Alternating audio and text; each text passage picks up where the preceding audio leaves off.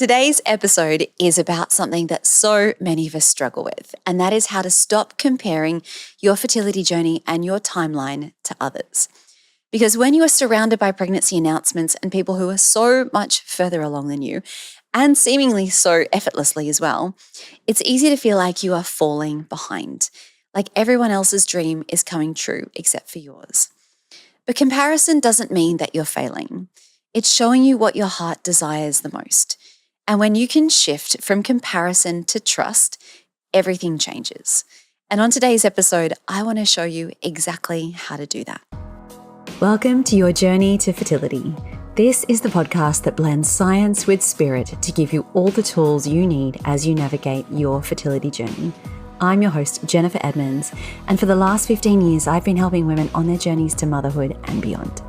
I believe that combining the latest scientific research along with the best energetic and mindset practices will help you to avoid putting your life on hold and bring you closer to your baby. Each week, you'll learn ways to support your fertility and trust your body so that you can stop stressing that you'll never have your baby and finally walk your path to motherhood. This is the Your Journey to Fertility podcast. Hello and welcome back to the podcast. Thank you so much for being here with me today. This episode is all about dealing with comparison. This is something that comes up for all of us when we are struggling to conceive. And I think we're going to talk about the reasons why it comes up, but it starts from such a young age, isn't it? You know, the society that we live in sort of pits us against other people from day one. So this is something that I think it really needs to be spoken about because it brings up a lot of emotions that we tend to be a little bit shameful of. And because we don't talk about it, we tend to think that, you know, we are the only ones experiencing it or the ones feeling this way.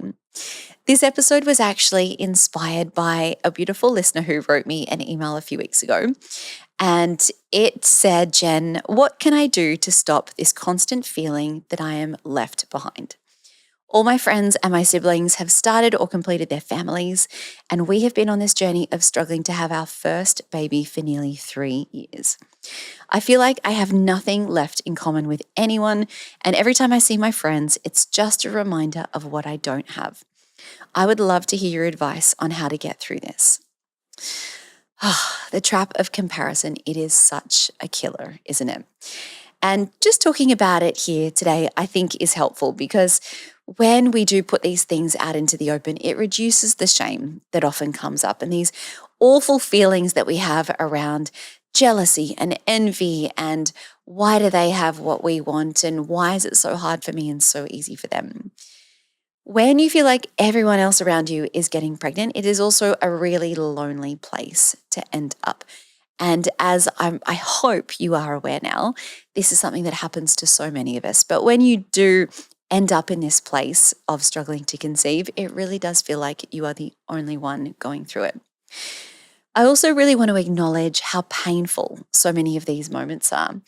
Things like scrolling social media when all these people that you knew from when you were at school, they're happily building and growing their families, and it's just constantly, you know, you go through these stages in your life where everyone's getting engaged and then there's all the wedding photos and then suddenly it's all of the baby announcements that you know are coming. And I remember that horrible pit in my stomach where someone I knew was just about to announce their pregnancy and I was getting ready to brace myself. It's this awful feeling of just being surrounded and being so out of control. It's really hard.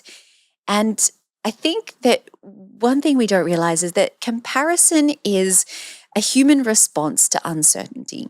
So when we feel like things aren't going our way, when everything is so out of control, we look at what other people have that we want and we can't help but feel left behind. It's this double-edged sword, isn't it? You know, our brains will always want to crave evidence that what we want is possible. But as soon as we get that evidence from somewhere, we see that big pregnant belly, our brain immediately sort of twists it into proof that, you know, you are being left behind, or it's that fear that we're never going to get what we want in our futures. So today we're going to talk about how to stop comparing your journey to someone else's and how to come back to your own timeline with trust. It's simple, but but it's not easy, like so much on this journey.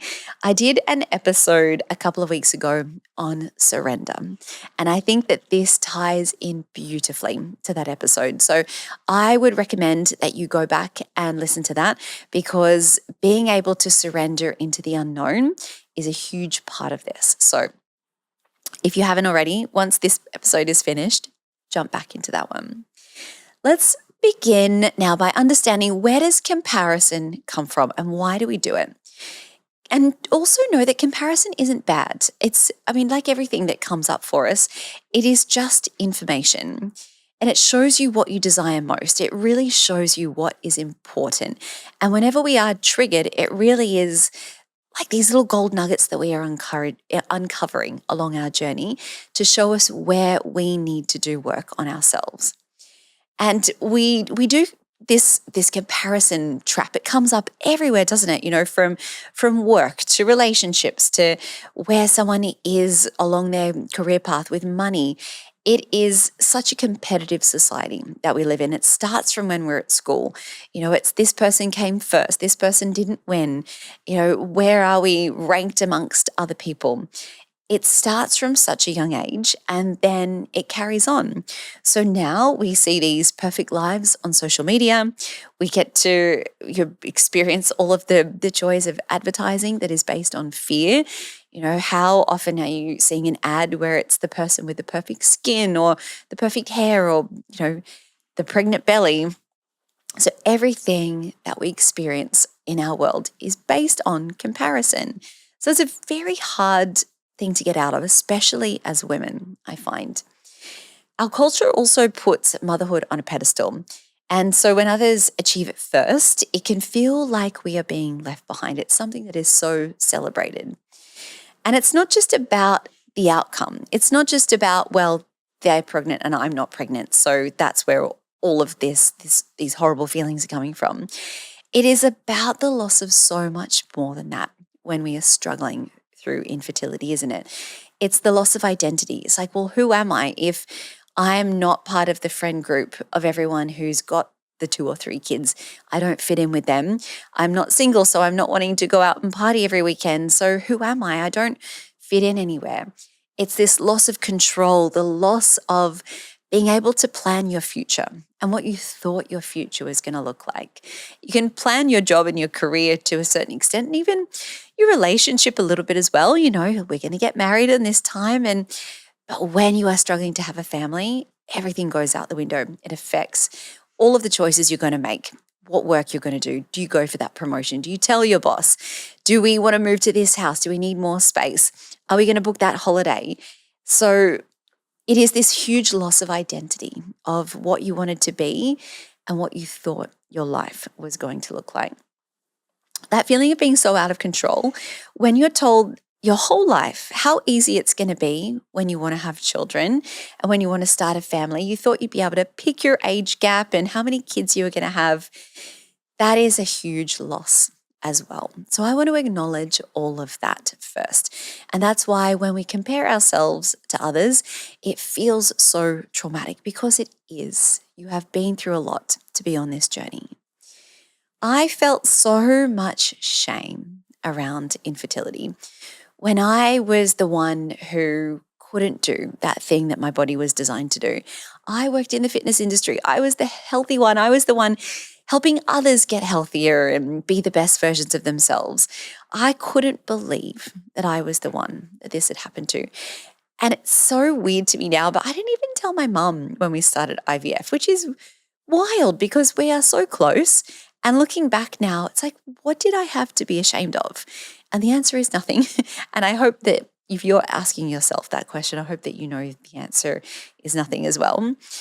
But I look back at this time and I think to myself, why did I feel so ashamed? Why was it that I felt like such a failure?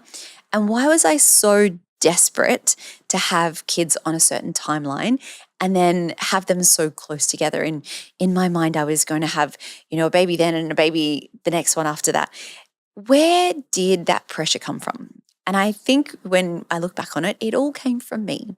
And yes, there were a lot of influences, upon my lives. And I think in society, this whole idea that we have our kids 2 years apart seems to be the done thing. I don't know where that came from. But when you look at why you're comparing yourself to others and asking, why am I not where I want to be? Where does that pressure come from? And I'm not saying that you shouldn't want all of those things, and it's okay that you do. But that pressure of, I wanted it yesterday, I think that mostly comes from ourselves. So that is worth pointing out. When you see someone else who is pregnant, your subconscious says to you, that is what I want. And I'm sure you can relate to this when you find out that having a family maybe isn't going to be as easy as you'd hoped.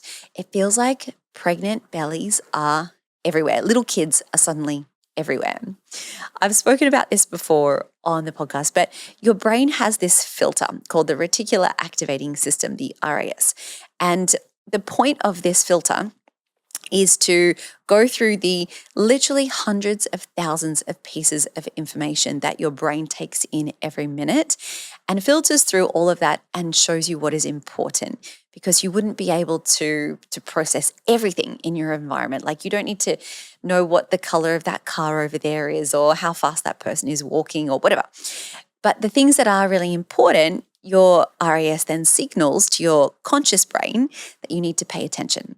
So when you suddenly tell yourself that having a family is something that you really, really want, and now that it's something you don't know is going to be that easy for you, your brain goes, okay, this is something that we need to be aware of. This is a big thing. So every time you see a pregnant belly or a little kid or a family all together, your brain goes, this is important, and it brings your attention and awareness to it. So there are no more pregnant bellies than there were X number of months or years ago, but now you are so conscious of them. So I really want to point that out, because it can feel overwhelming. And it isn't that there are more pregnant people throwing their pregnant bellies in our faces. Really, it's just a little survival instinct of your brain showing you that, yes, this is important, so I'm going to remind you of it all of the time. The challenge here is to somehow shift from this feeling of envy or jealousy or whatever you want to name it as, and shifting into inspiration. So how can we reframe comparison as a mirror to what is possible rather than a measurement of what we don't have? Someone else's pregnancy is not proof that you have failed. It is evidence of what is possible. And you might sit here and say, well, it's possible for them, but it's not possible for me. But I can 1,000% tell you that is exactly how I felt. And of the hundreds of thousands of women that I have worked with that have gotten to the end of their journeys, I assure you they can say they felt that as well. It is possible for you. It just hasn't happened yet. So this is a really huge shift to get into this idea of, I'm going to go from envy and jealousy and what I don't have into, well, this is what's possible for me. It's very hard. But today I really want to give you some tools to start doing that. So what I want to begin with now is what comparison does to your brain and to your body, and why we need to kind of start addressing it. So it's a dysregulating tool, basically. When you look at someone and say, they have what I don't have, and that just makes me feel terrible about myself, it's a way of pulling you out of your body and getting into your head. And this is hugely dysregulating. So this kind of sounds dramatic, but it disconnects you from your intuition straight away and puts you into survival mode. It literally puts you into fight or flight. And again, I know that sounds dramatic, doesn't it? You know, you're not in a life or death situation here, but your brain, your nervous system doesn't know that. When you see something that you want that you don't have, and it sends you down this thought spiral of, well, it's never going to happen for me. This next round of treatments isn't going to work. I'm just going to miscarry again.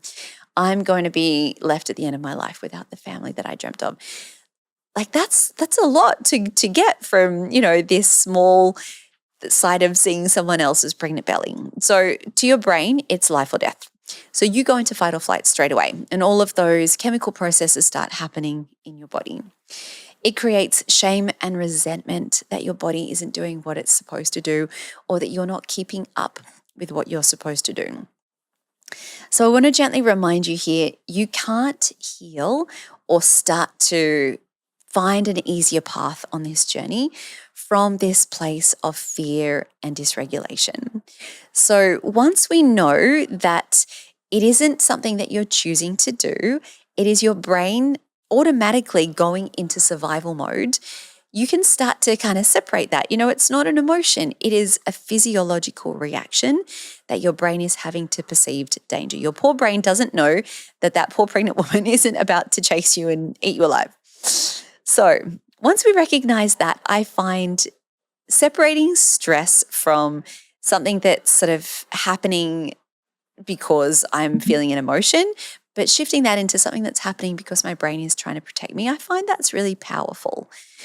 So, how do we then start to move on from that? How do we actually stop this endless trap of comparison? So, I've got 5 steps that I've written out for you because, as you know, I do like a list. I'm a list person, and I find that it's just easier to organize our thoughts and to make a plan here.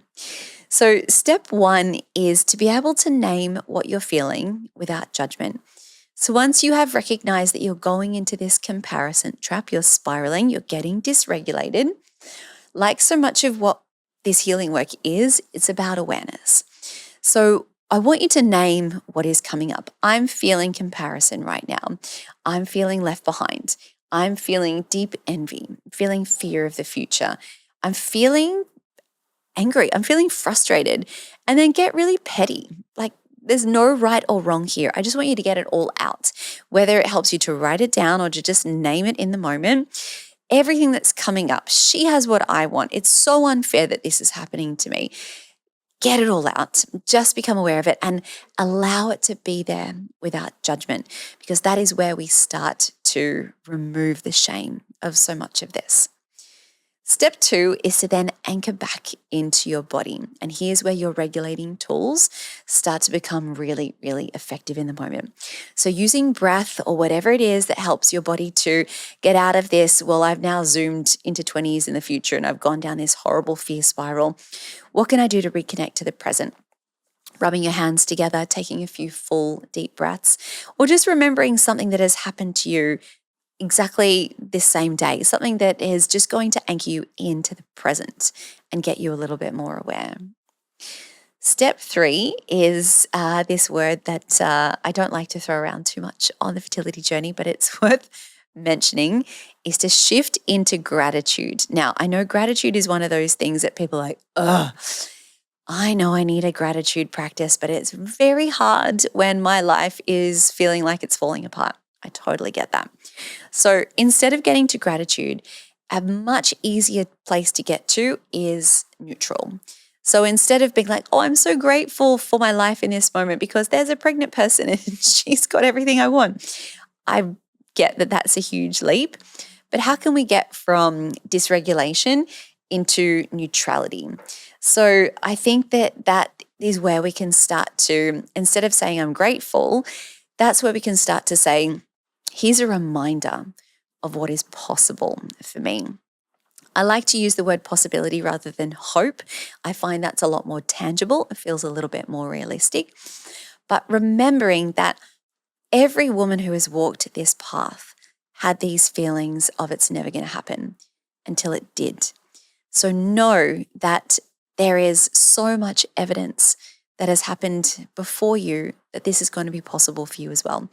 Getting you from dysregulation into neutral is the goal. And then, if possible, maybe you want to do a little bit of what am I grateful for in my life? Maybe that's something you do later on that day.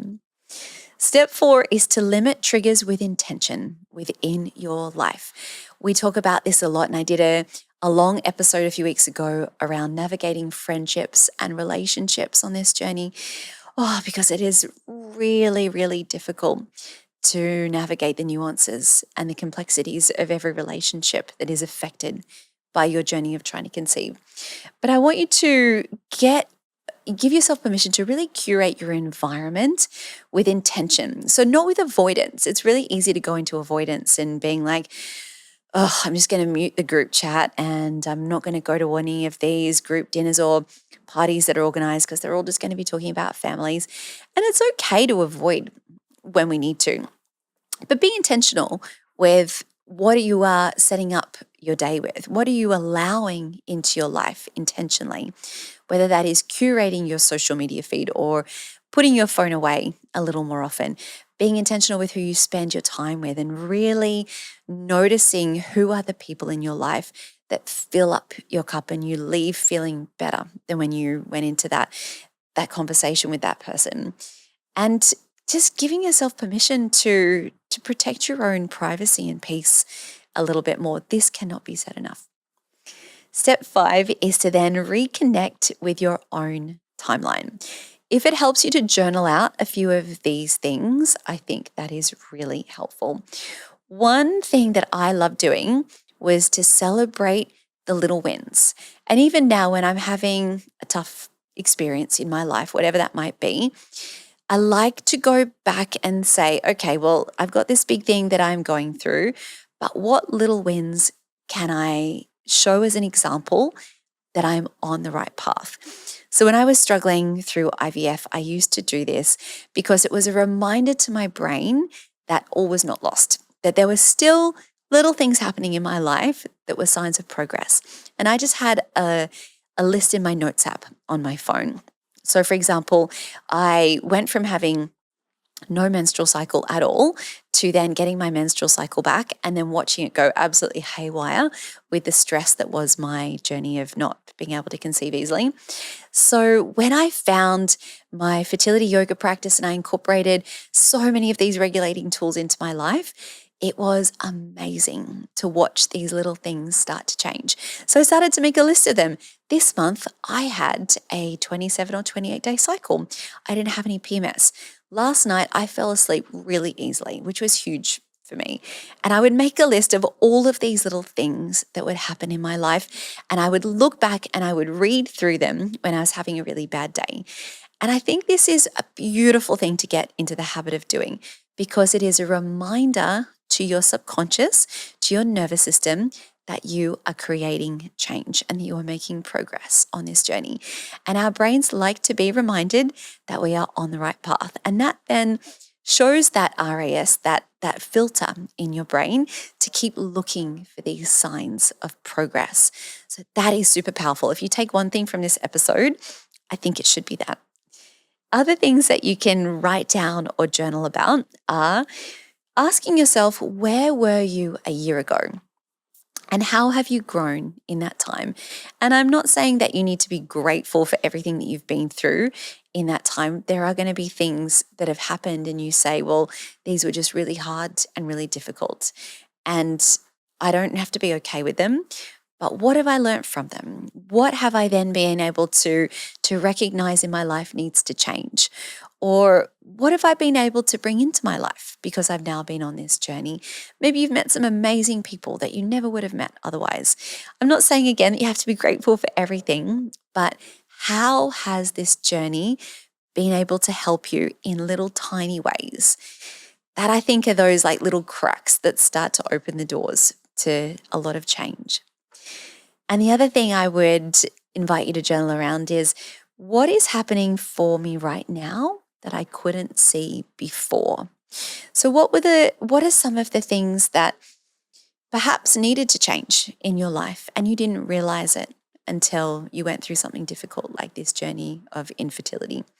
For me, I found there were things in my relationship that we just kind of faff over or avoid talking about that really couldn't be avoided when we started struggling. So we had to have some of these big conversations. And I honestly believe that my relationship is stronger and much easier for having those. And maybe we would have had to have had them at some point in the future, but it really brought everything to the forefront. And that was a gift in itself. So ask yourself, what could be happening for you right now that could actually be something that's going to make your life easier in the long run? So the last bit of this episode that I would like to mention, let's get a little bit woo about this trap of comparison. And I think it's really important to remind ourselves of the fact that your baby has their own timeline. And whether you believe this or not, whether your baby's soul purpose is something that you believe in, but our baby's journey is divinely timed as well. They have their own soul purpose and their life to live, and we don't really know what is involved in that. Your journey is really divinely timed as well. Nothing is late. You are always on time. Things are going to unfold in a way that hopefully is going to make sense one day. Maybe it won't eventually, but there is that possibility that it will. I like to think that my baby chose me and he was ready to be there when he was ready. And I think there is a little bit of comfort in knowing that they are aligning with their own perfect timing with you and just trusting that your timelines are going to meet. And when you can kind of sit into that energy, it feels like there's less grasping, there's less rushing to get to where you want to be. So I hope that helps you as well. If you are interested in spirit babies, there are a few episodes that I have done with spirit baby practitioners and mediums and those who can connect you with these little souls. And I found it really comforting to do those sorts of sessions and work with people and just to know that I was in the right place at the right time. So if you want to listen to some of those episodes, go back and have a look at those. It's a really nice way to connect with your baby. So as we finish up today, I want to remind you that there is not a race here. There is not a finish line and there is no falling behind because the only person in this race is you. There is no one that you are losing to. You are right where you need to be. And I really invite you to reframe each moment that you compare yourself to someone else as a reminder to say to yourself that what someone has is proof of what is possible for me as well. So thank you for joining me today. If this episode just helped you to release a little bit of that clutching and desperation and grasping energy and helped you to breathe just a little bit more deeply, then I invite you to share it with someone who may need that same reminder today. It is something that I used to always come back to on this journey. Peace, finding these moments of peace, that is progress as well. Now, next week will be the very last podcast episode for 2025. Believe it, we've put together, I think I've done about 60 episodes this year, which is wild to me. Thank you for being here on this ride and for letting me share all my thoughts and to helping me just allow me to support you on your own journey as well this year.